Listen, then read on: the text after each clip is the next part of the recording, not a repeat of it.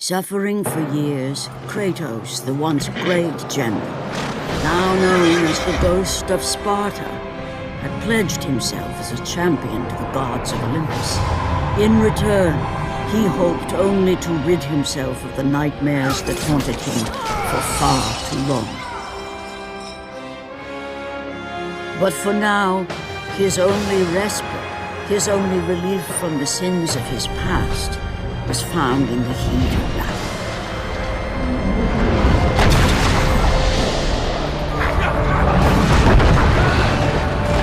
And on this day, Kratos had been called upon by the gods to confront an unthinkable evil, unleashed on the city of Attica by the invading Persian army.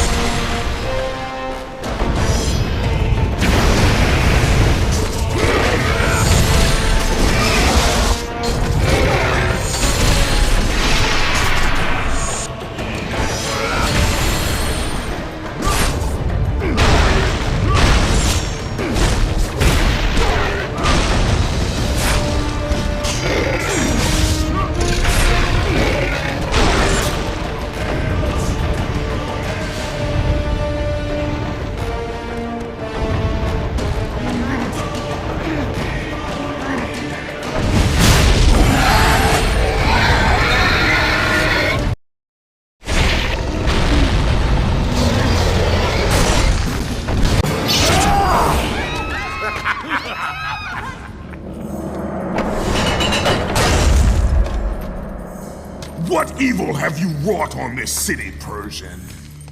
Evil? It is not evil that I bring, Spartan. I bring the might of Persia and the sacrament of purification. As we speak, my basilisk cleanses this land so that it may embrace the glory of the Persian Empire. Olympus has sent a message, and I am here to deliver it. Then you are just a messenger. So take this message back to your little gods. It will take more than a pathetic Spartan to stop the power of the Empire.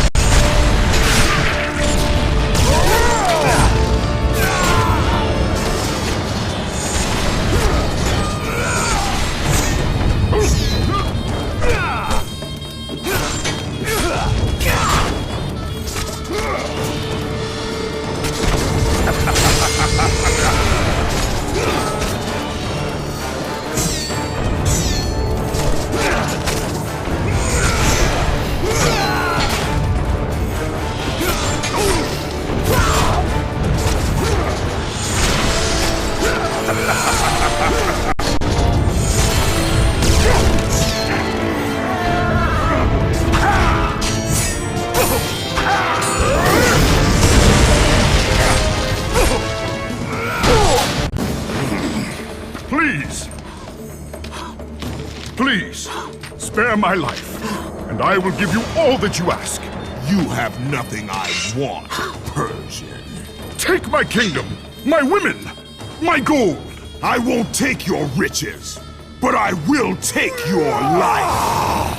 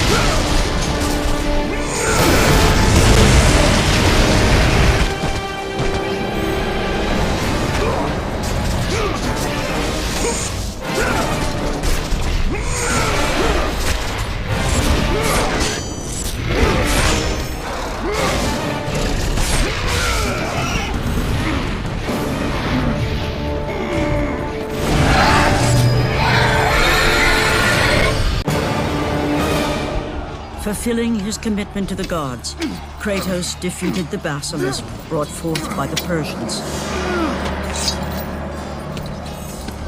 But this small victory would not satisfy the man who had come to be known as the Ghost of Sparta.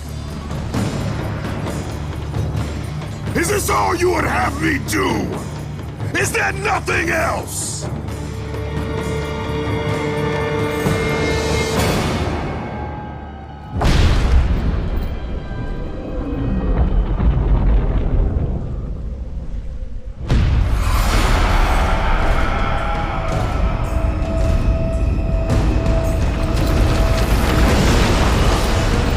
Seeing the sun plummet through the sky and the world plunge into darkness, Kratos knew this was not a sign from the gods.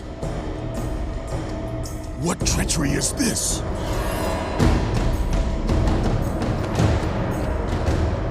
Setting his sights on the glowing horizon, Kratos made his way toward the mysterious light. But there was more afoot than Kratos could possibly know.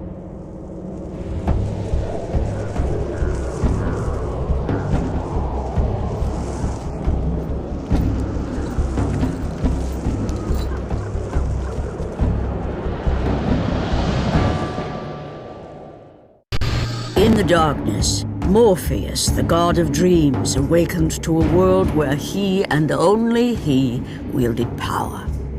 The land was slowly overrun by a black fog that engulfed everything it touched. And as Kratos approached the temple, it became clear that the task ahead was more than he could have ever imagined.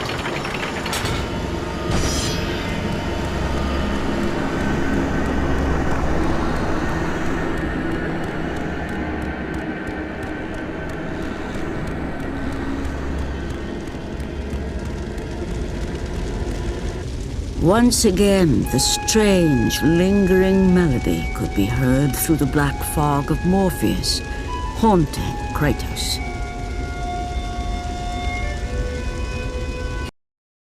The temple on which Kratos stood was the sun chariot of Helios, the very chariot that the fire steeds pulled across the sky every day, allowing the brilliance of Helios to shine down on all mankind. Kratos. Athena! What madness has befallen us? Kratos, there is not much time. Olympus needs you. I grow tired of the gods' requests, Athena. I have given enough. Now take these nightmares from my head. It is not for you to say when your servitude ends. You will earn your freedom in time. But for now, Olympus needs your unquestioning obedience. The god of the sun has been torn from the sky. This temple on which you stand is the chariot of Helios. Without their master to rein them, the fire steeds have driven the sun chariot into the earth. And without Helios, there is no one to keep Morpheus from seizing permanent power. Many of the gods have fallen into a deep slumber. Soon, all will succumb to the black grip of Morpheus. What would you have me do? You must find Helios and return him to the sky, lest the world of gods and man be lost forever. Only his light can release the grasp of Morpheus. Athena! Athena!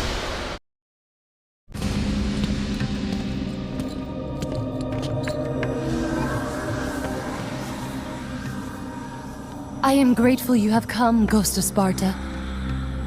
The Titan Atlas has been freed from the pits of Tartarus, and has taken my brother Helios from his rightful place in the sky. What does Atlas want with the sun god? Helios holds within him the power of the sun, a power so great it can destroy the world. It cannot be trusted in the hands of a Titan. Please, take the sun shield from his throne, walk through the gates of Olympus, and you will find me. Hurry, Kratos. Even now, my brother suffers at the hand of Atlas.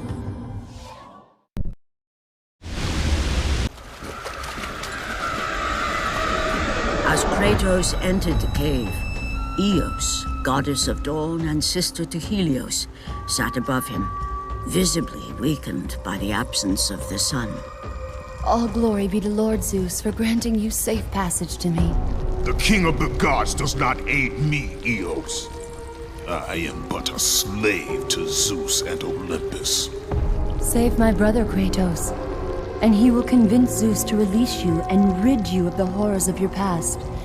I give you my word. The gods have broken their word to me many times. Forgive me if I find it hard to believe your promises. Be that as it may, Kratos. The primordial fire is almost out. Without Helios, the life-giving light of the world cannot be sustained. If you do not find him, only darkness and death awaits all of us. Where has Atlas taken him? I do not know, Kratos. Follow the passage out of the cave. Retrieve the fire and it will light your path to the remaining steeds. They will guide you to their master. They will take you to my brother. May you go with the speed of Hermes, ghost of Sparta.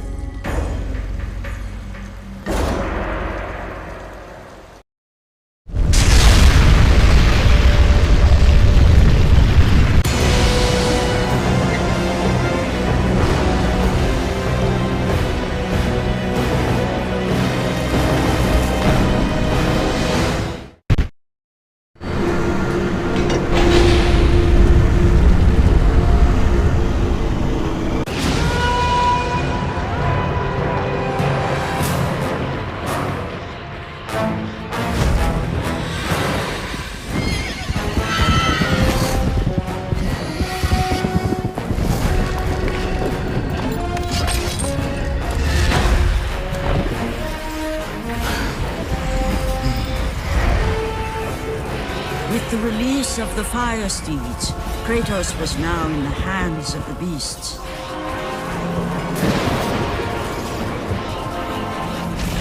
And where they would take him, he did not know.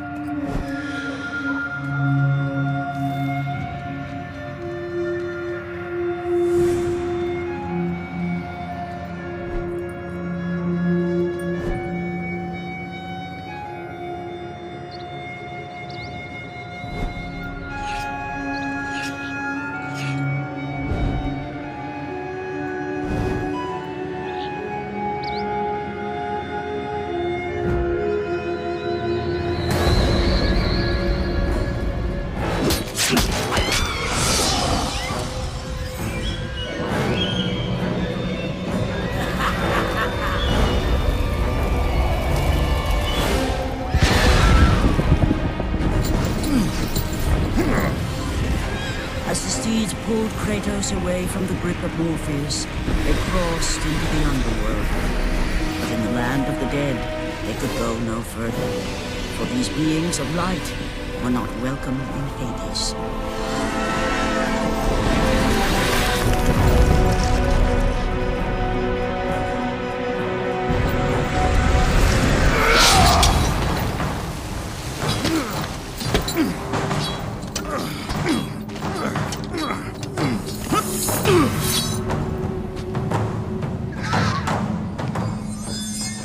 Kratos found himself on the very edge of Hades, the land where no mortal had set foot. Here, where the souls of the dead walk their fated path, Kratos knew that for him, this was merely the beginning.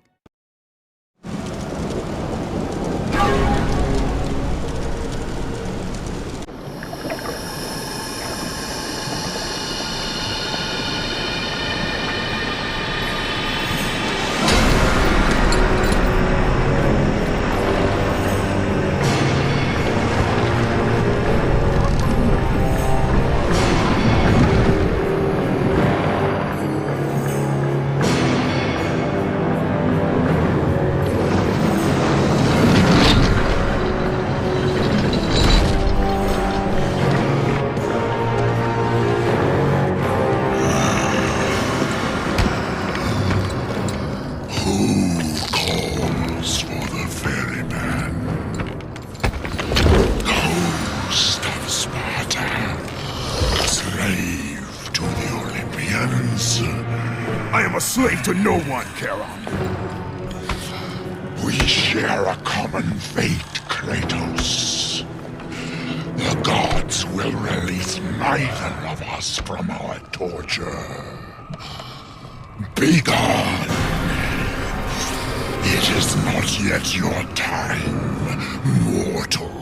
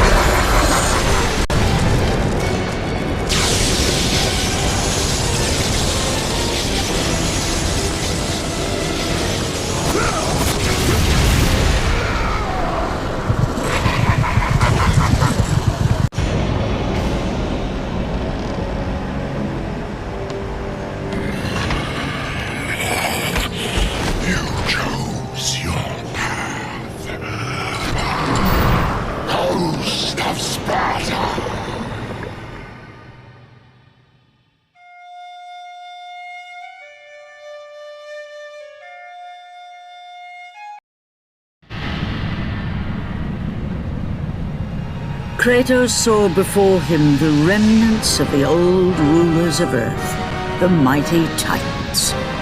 Defeated by the gods and enchained in the depths of Tartarus, they suffered their unjust penance.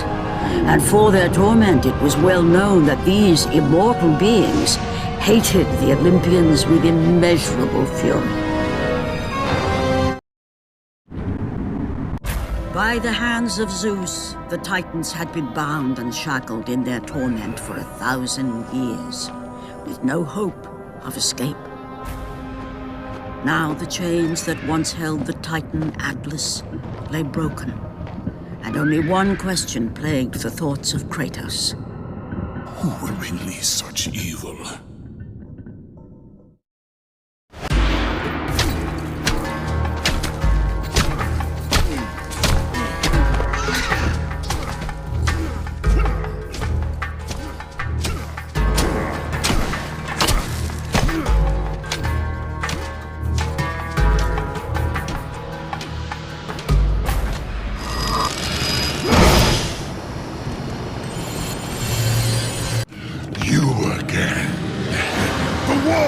Tartarus would not hold Atlas, and they would not hold me either.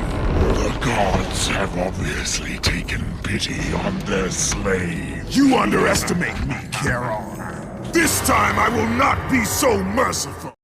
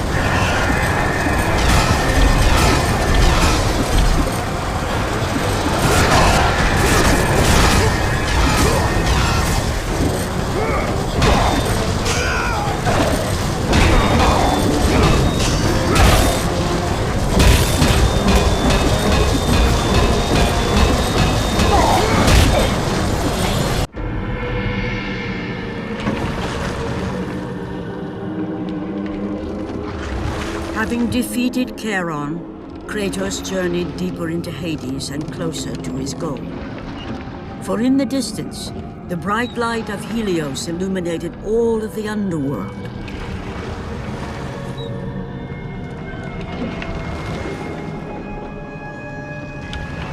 But something on the shore caught his attention. And to Kratos, it almost seemed an apparition. Calliope! Upon seeing his daughter, Kratos realized that all that he had been working for, all that he had wanted, was within reach. Years of service to the gods had not delivered him from his pain, never had it eased the burden of his past. And now, Calliope was found. Calliope!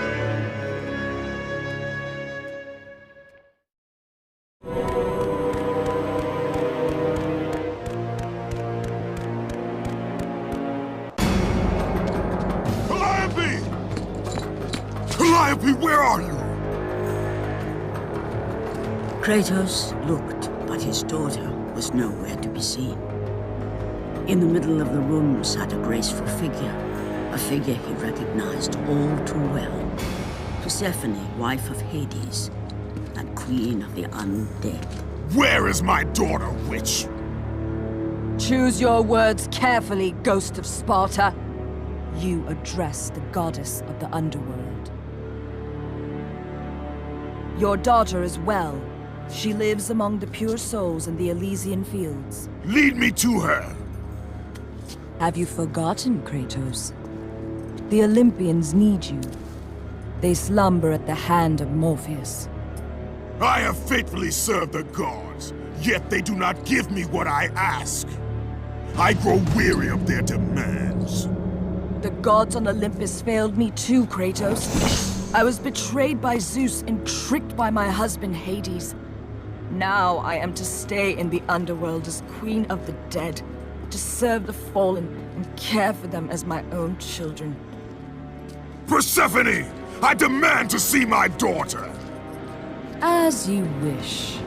If Calliope is your true desire, I can help you.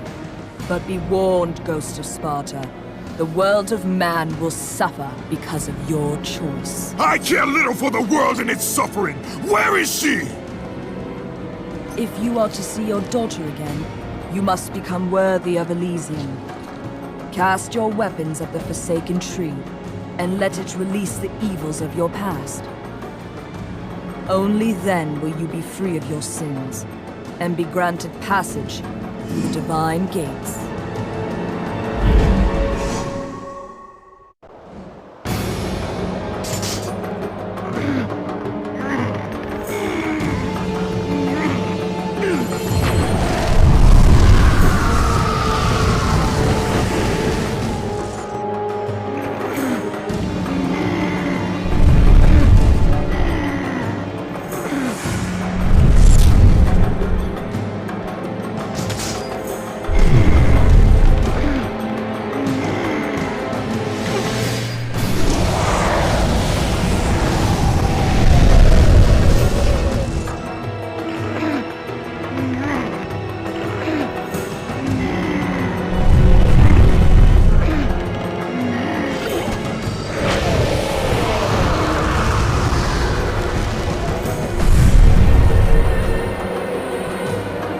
You have done well, Kratos. Walk through the portal and find the...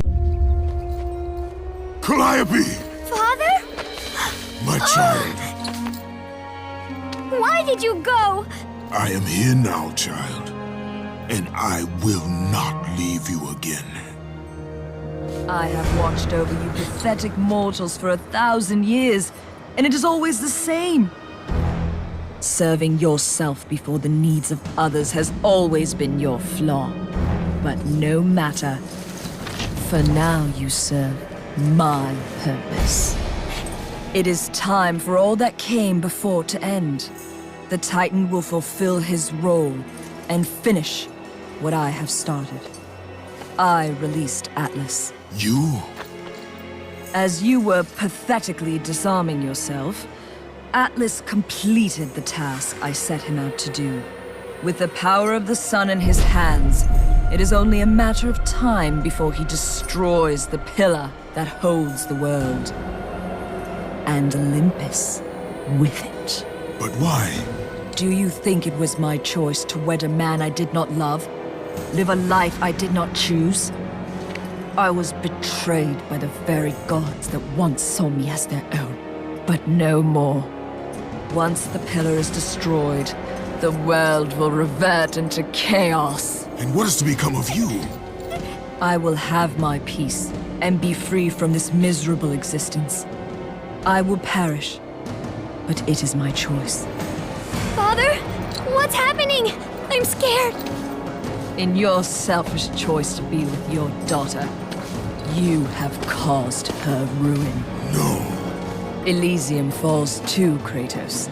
She will perish. No! I will not let the gods take her from me again! Father! The choice was clear to him, yet impossible to make. To stay with his daughter meant the end of the world and the end of her. To stop Persephone and Atlas would mean forsaking his daughter forever.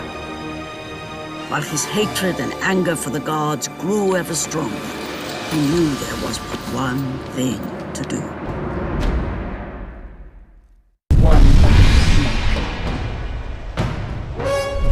Father, please!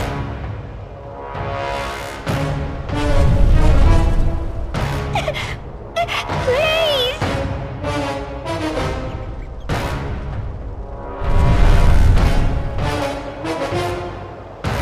Father!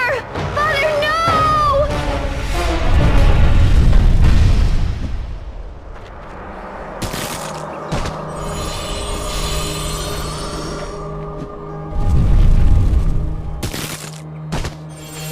Kratos soon realized that what he gained in humanity, he lost in power.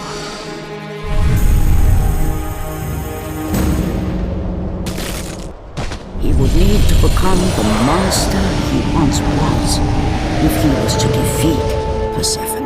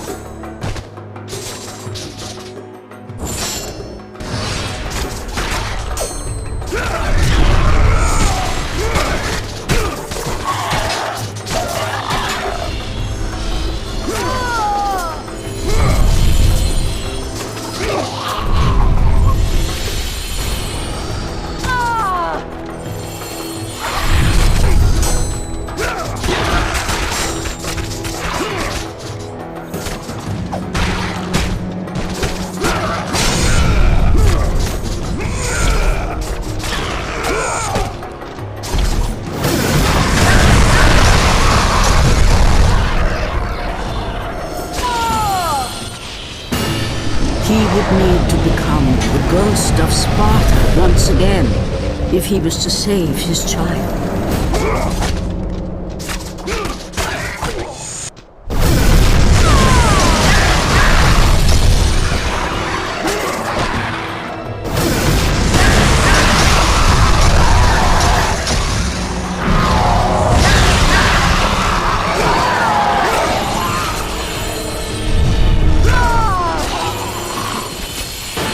He would need to sacrifice his life with her so that she may live. No! Father, no!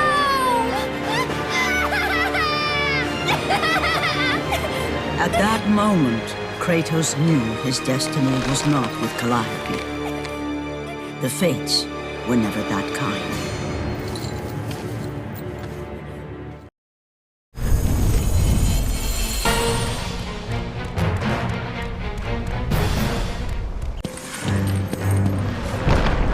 Spartan, witness the end.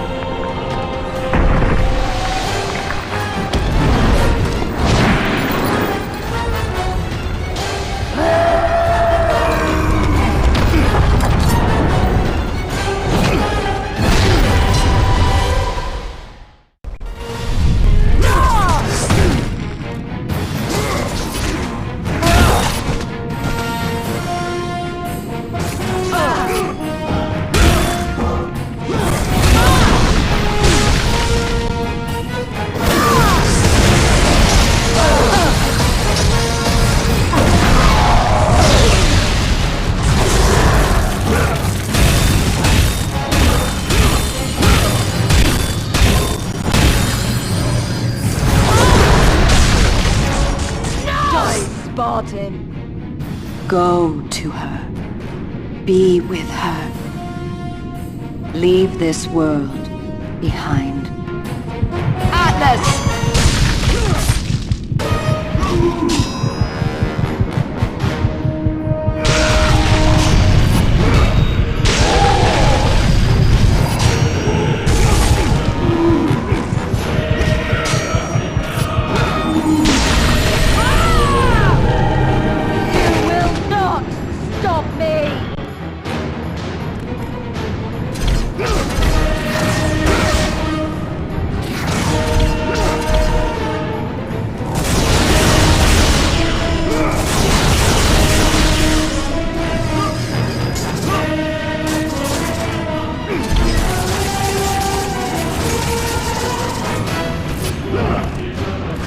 Pitiful mortal.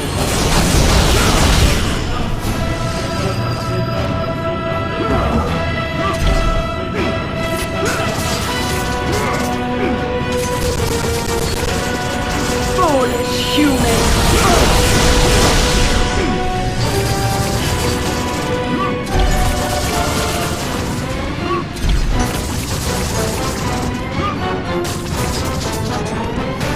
Foolish human!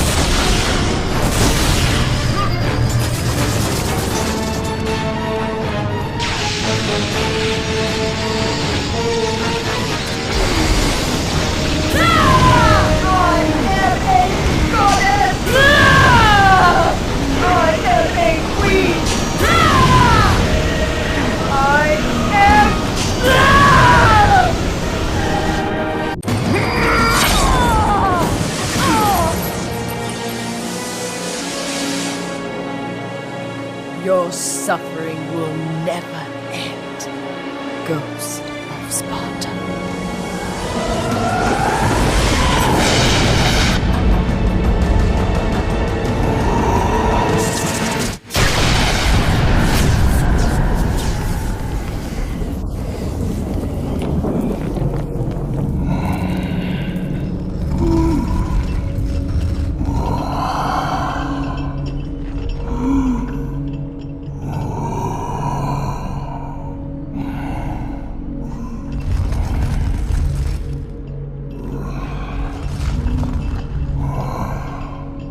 Perhaps you believe the Olympians will help you.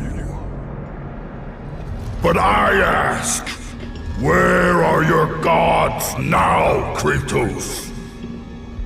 Why do they not come to your aid? I do not need the aid of the gods! But my path is now clear to me. I will serve them! And they will keep their promise to free me from my past! I ask you, Spartan, what good is the promise of an Olympian? It is all I have, Atlas! We will meet again, Spartan. The fates have deemed it. One day, you will regret what you have done here.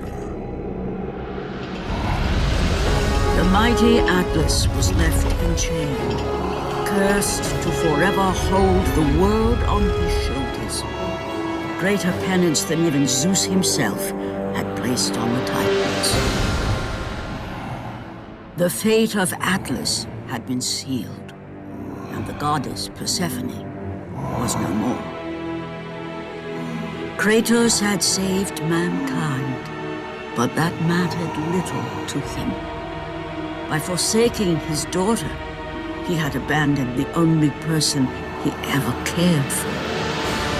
What he had long sought and finally found was now forever lost.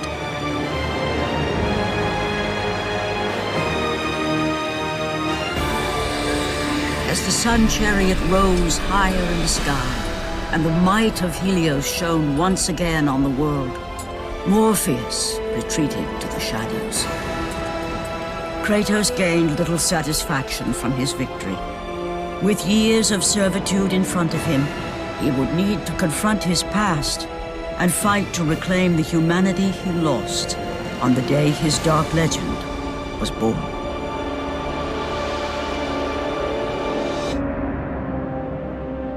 The dire toll of his relentless battles finally caught up with him as Kratos fell from the chariot to the earth. Was this sacrifice too much for one to bear, even for the man who was known as the Ghost of Sparta?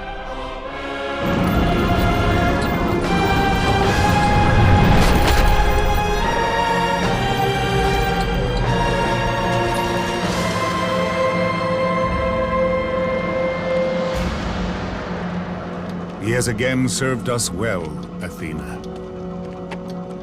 He is a remarkable mortal. He is weak. Shall we help him? He'll live. They must.